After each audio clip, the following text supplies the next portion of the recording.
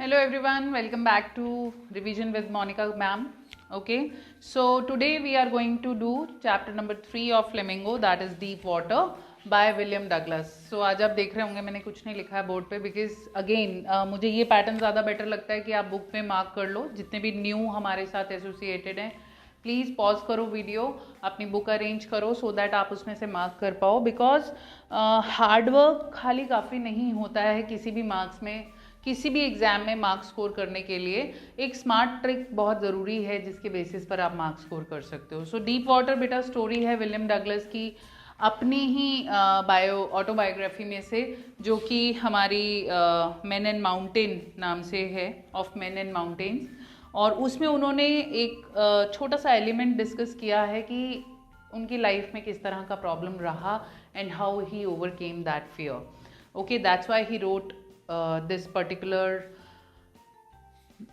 Autobiography. और इस chapter का नाम, इस एक्सर्प्ट को जब चैप्टर बनाया गया तो नाम रखा गया डीप वाटर. डीप वाटर कितना अप्रोप्रिएट है वो हम डिस्कस करेंगे लास्ट लाइन में. तो जितने भी न्यू हैं उन्हें मैं बता दूं, हम सिर्फ इंपॉर्टेंट लाइंस को डिस्कस कर रहे हैं, कैसे आप उन्हें प्रेजेंट करेंगे और कैसे आप अपने मार्क्स स्कोर करेंगे उस पर हम बात कर रहे हैं. राइट, अब यहाँ पर देखो बेटा दो तरह के इंसिडेंट हुए हैं, एक जब वो 11 ईयर्स का था, एक जब वो 3 और 4 ईयर्स का था. तो जो 11 ईयर वाला इंसिडेंट है उसे मिस एडवेंचर कहा गया है. जो 3 और 4 ईयर्स वाला इंसिडेंट है उसको क्या कहा गया है, लाइक इंसिडेंट एट कैलिफोर्निया बीच और हिज चाइल्डहुड. मिस एडवेंचर नहीं लिखोगे आप, हिज चाइल्डहुड एडवेंचर भी कह सकते हो, मिस एडवेंचर नहीं है बेसिकली वो. राइट, अब दोनों में डिफरेंस क्या है. जो चाइल्डहुड एक्सपीरियंस था विद वाटर, 3 और 4 ईयर ओल्ड कैलिफोर्निया बीच पे जब वो अपने फादर के साथ था, that created aversion to water. उस वजह से उसके अंदर हेजिटेशन आई थी पानी को लेकर, फोबिया नहीं हुआ था उसको. Right, but misadventure happened at the as of 11 at Yakima pool. वो जो था आपका याकिमा पूल मैं बोल रही हूँ, YMCA swimming pool, that was actually an incident or misadventure which created phobia in his life, जिसने उसकी लाइफ को बहुत डिफिकल्ट बना दिया. राइट, तो ये दो डिफरेंट इंसिडेंट हैं, इनके बारे में आप ज़रूर ध्यान रखो. एक लाइन जो आती है जिसमें भी कैरेक्टर स्केच लिखेंगे आप, सबको पहले ही बता दूं कैरेक्टर स्केच के लिए कोशिश क्या करो, जो भी पर्सनालिटी ट्रेट आप देने जा रहे हो उसको बैकअप करने के लिए एक स्टेटमेंट ज़रूर होना चाहिए. For example he was very sensitive, उसमें आप ये स्टेटमेंट दे सकते हो, when he faced California, when he faced waves that knocked him down in California beach, he was with his father. He was very frightened but his father laughed. Okay, so ऐसा कहीं नहीं है कि इसने father के लिए कुछ अलग से वर्ड्स लिखे हों, लेकिन यहाँ स्टेटमेंट है कि मैं डरा था और पापा हंस रहे थे. राइट, सो फादर लाफ्ड, जो कि शो करता है सिग्निफिकेंस है इस चीज़ का. जैसे जनरली फादर मदर्स को पता होता है कि कोई चीज़ कितनी बड़े लेवल की हुई है जो आपको नुकसान नहीं पहुंचा सकती, but still he was frightened. वो पानी के नीचे दबा है तो उसको कंसोल करना बनता है, या उसके साथ कोई प्रॉब्लम आई है. तो आप ऐसे कुछ इंसिडेंट्स को एग्जाम्पल के बैकअप के तौर पे लिख सकते हो लॉन्ग क्वेश्चन के अंदर, जहां आपका आंसर बहुत इफेक्टिव मैनर में तैयार हो जाता है. राइट, तो इस तरह की चीज़ें आपने लिखनी है. नेक्स्ट आता है मिस एडवेंचर में क्या हुआ था. तो एक हर्ली बर्ली लुकिंग बॉय जो था, he actually threw him out into the deep end of the pool. so ये deep end word बहुत ज़रूरी है, ऐसा आप ज़रूर लिखो. अगर आप कैरेक्टर ट्रेट में ये लिख रहे हो कि he had that inferiority complex in him, वो कैसे आप बता सकते हो. जहाँ ये लाइन थी कि I hated to walk naked into it and show my skinny legs. Right, वो स्किनी था और इस बॉय को एक्सप्लेन करने के लिए उसने कैसे लिखा है, he was a beautiful physical specimen with legs and arm that showed rippling muscles. So ये इस एज में होता है जनरली कि आप अफेक्ट होते हो आउटर अपेयरेंस से किसी भी पर्सन के, और आप अपने आप से कंपेयर करते हो. तो इस तरह की चीज़ों को आप उसमें कहीं पे भी मेंशन करोगे पर्सनालिटी ट्रेट में, तो एग्जाम्पल लेना मत भूलना. अब जब उसने डीप एंड पूल में फेंका है तो क्या हुआ है, ये लॉन्ग क्वेश्चन आता है. ही मेड अ स्ट्रैटेजी. 3 अटेम्प्ट्स हुए हैं अपने आप को बाहर लाने के लिए. हर अटेम्प्ट में एक सिग्निफिकेंट एलिमेंट हुआ है. उन पॉइंट्स को आपने याद रखना है. जैसे पेज नंबर 25 पे फर्स्ट अटेम्प्ट में क्या हुआ when he landed into the pool. So सबसे पहली चीज हुई थी, he was frightened but not yet frightened out of his wits. That means he maintained his presence of mind. He made a strategy that whenever he landed to the bottom of the pool, he would make a great jump, then he'll come on the surface and flail towards the lie flat on it and pedal to the edge of the pool, towards the as of the pool, कि वो उस तरफ जाने की कोशिश करेगा. तो ये स्ट्रैटेजी याद रखनी है. ये 1 मार्क में भी आ सकती है, 2 मार्क में भी आ सकती है. लॉन्ग क्वेश्चन होगा तो उसमें तो ये पॉइंट आपने डालना ही है. अब फर्स्ट अटेम्प्ट में क्या हुआ, ही made a strategy. Number 2, those 9 feet were more like 90. ये लाइन आनी ज़रूरी है. अब ये 1 मार्क में भी लाइन आ सकती है कि इसका मीनिंग क्या है. So it just means that moment of happiness just goes into blink of an eye, but moment of struggle actually lasts longer. It is relative idea of time, right? इसका मतलब ये नहीं कि वो 9 feet 90 हो गए थे, but already एक बच्चे को एवर्जन है, हेजिटेशन है, तो वो चीज़ उसके लिए स्ट्रगल बनेगी. उसका स्ट्रगल पार्ट शो कर रहा है. देन थर्ड एलिमेंट इसमें क्या होता है, अच्छा अगर मैं 1 2 3 बोल रही हूँ, इसका मतलब ये नहीं कि आप 1 2 3 ऐसे करके लिखेंगे. फर्स्ट अटेम्प्ट का जो भी आप मेंशन कर रहे हैं पैराग्राफ वाइज लिखेंगे, बट फर्स्टली सेकेंडली ऐसा कुछ करके आप स्टेटमेंट में ही लिखेंगे, पैराग्राफ में ही. आप डिफरेंट पैराग्राफ्स बना सकते हैं, बट ऐसे मत कर देना कि ABCD लिखकर आप पॉइंटर्स लिख रहे हो वहाँ, नहीं. You can make a flow chart but that's also okay, but लेकिन पैराग्राफ लिखो, that is much preferable. Okay, so यहाँ उसने अब वो स्ट्रैटेजी को याद रखना. And then he saw water that had a dirty yellow tinge. तो dirty yellow tinge का मीनिंग बिल्कुल भी ये नहीं है कि पूल जो था वो गंदा था, क्योंकि यहाँ एक लाइन पहले ये साफ लिखा हुआ है. यहाँ पर एक लाइन थी, tiled bottom was as white and clean as a bathtub. So it was just a signal or a symbol that he was losing his nervous system. So he urinated, he peed over there.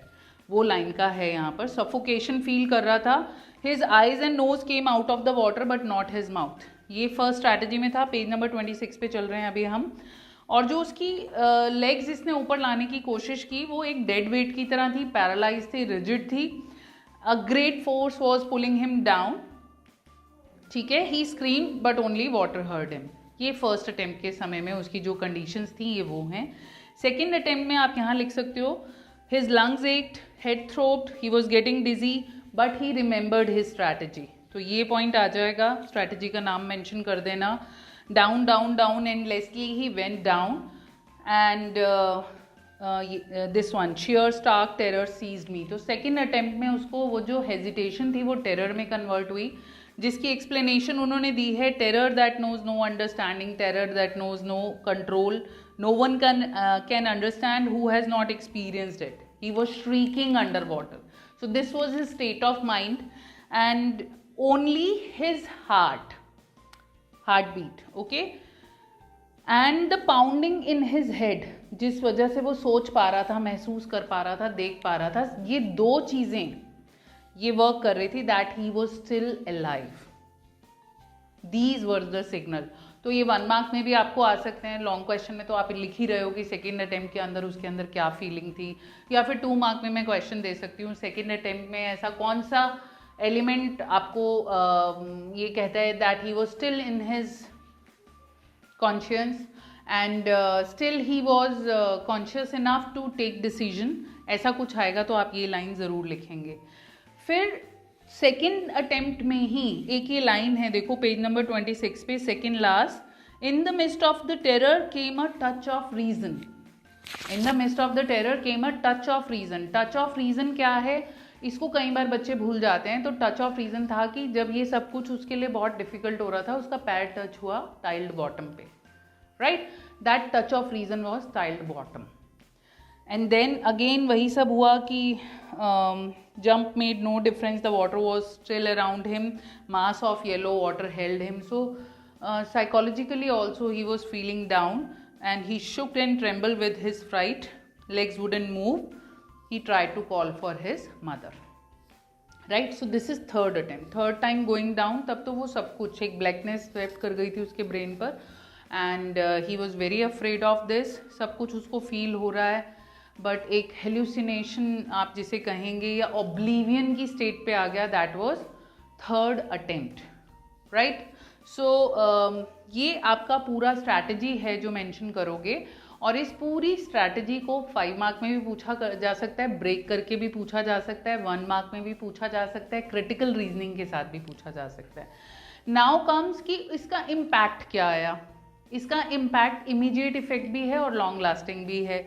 Immediate effect तो ये था कि बिल्कुल unconscious हो गया था, and several hours later he walked home weak, trembling, shook, cried, slightest exertion upset him and making him wobbly in the knees and sick to his stomach. Page number 27, third last paragraph आप ये लिखेंगे. And he never went back to pool.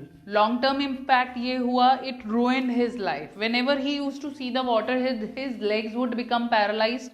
Page number 27, last paragraph. Icy horror would grab his heart. क्योंकि आप एक autobiographical element को discuss कर रहे हैं, तो ये नरेटर का अपना एक्सप्लेनेशन आना बहुत मैटर करता है, तो आप उसी पॉइंट को लिखेंगे, राइट.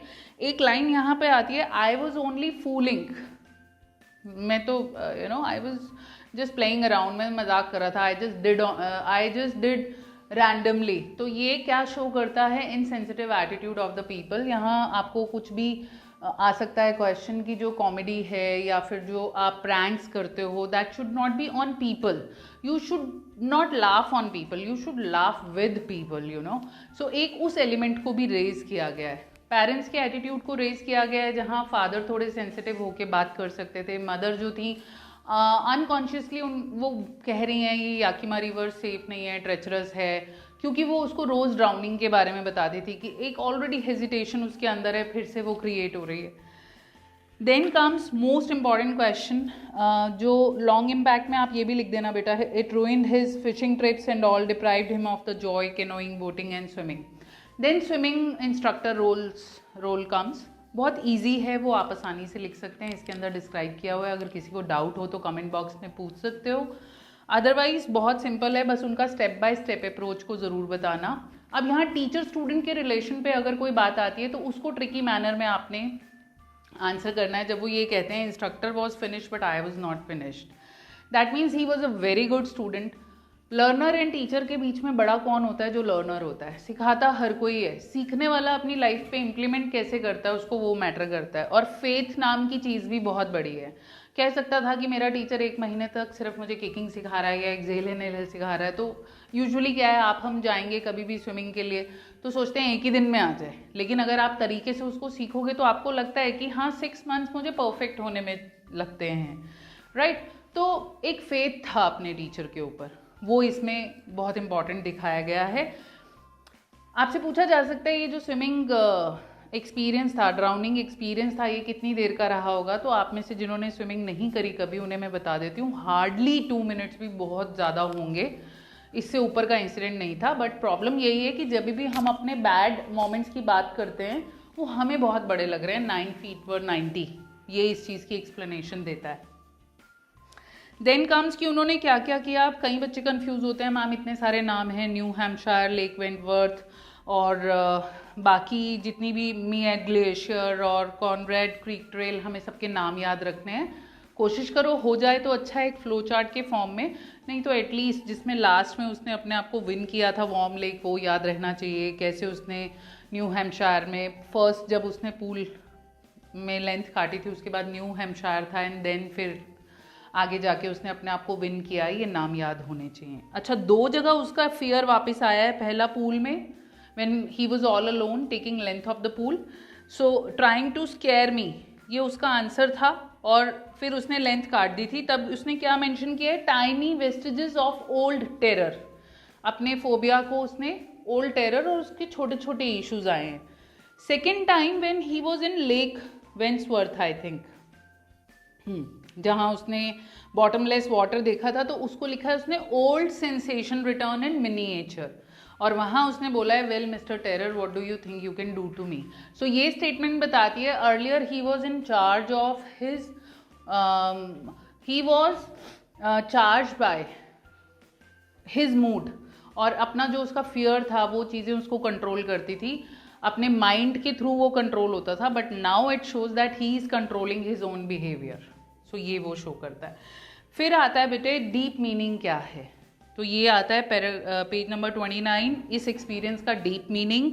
उस डीप मीनिंग में उन्होंने रूजवेल्ट का कोट किया है, all we have to fear fear itself, और साथ ही में ये कहते हैं कि I have experience both sensation of dying and terror that fear of it can produce, right.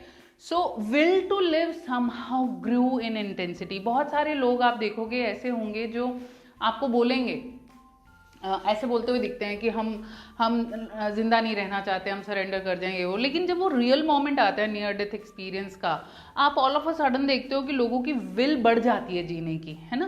This is reality versus what you expect. So deep meaning ये था कि you have got very limited life. क्यों limited life है? क्योंकि जब तक समझ आता है तब तक हम बहुत सारी जिंदगी वेस्ट कर चुके होते हैं। सो उनको डीप मीनिंग समझ में आया कि life is all about learning and unlearning, right. और ये इनके लिए बहुत डीप मैटर करता था। अब ये अपने आप को रिलीज फील करते हैं इस फियर से। और जहाँ तक बात है हमारे डीप वाटर टाइटल की, बहुत अप्रोप्रिएट है। डीप, जिसकी डीपली रूटेड कोई चीज़ हो, चाहे वो प्रॉब्लम हो, रिलेशन हो, एनीथिंग। एंड वाटर बेसिकली जैसे होता है ना, hot water like trouble, okay. So when someone experiences deep trouble in his और हर लाइफ, और वो टोटली उसमें इंडल्ज हो जाए जब, that is deep water. Getting out of that deep water with grace and dignity and with a new persona, that is a victory and that all we can learn from it. और एक line बहुत खास है कि उन्होंने यहाँ पर साफ कहा है कि ये जो एक्सपीरियंस है ये मेरे लिए डीप मीनिंग रखता है। क्यों? जो कि कौन समझ सकता है? जिनकी लाइफ में फियर रहा, टेरर रहा, और जिन्होंने उसको ओवरकम किया। बहुत सारे लोग आप में से इनसेंसिटिवली कहेंगे प्रॉब्लम उसकी, फियर उसका, हमारा एक चैप्टर और बढ़ गया। No, this is not the way. Stories इसलिए होती हैं कि हम सीखें, और जितना हम दूसरों की लाइफ से सीख जाएं वो ज़्यादा अच्छी बात है, right. So this is all about deep water बेटा। आप इसको रीड करो अच्छे से। जब मैं एक MCQs का आपको सीरीज़ दूंगी या पेपर आपके साथ सॉल्व करूंगी, तो ये क्लैरिटी होनी बहुत ज़रूरी है कि आप उन MCQs को सॉल्व कर पाओगे अगर आपने चैप्टर रीड किया होगा। I hope this works with you. Thank you so much guys for watching this channel.